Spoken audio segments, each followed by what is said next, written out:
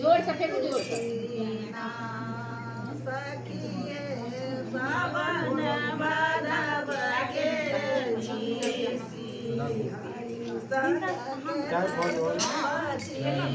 पाँच पाँच मिनट तक नहीं होगा।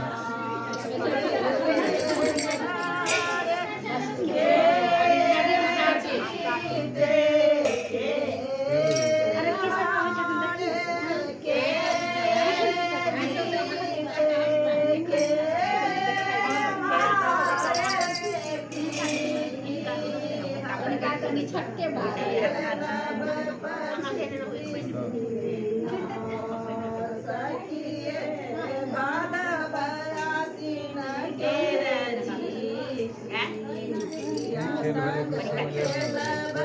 बताओ समझ नहीं आ रहा क्यों इसी में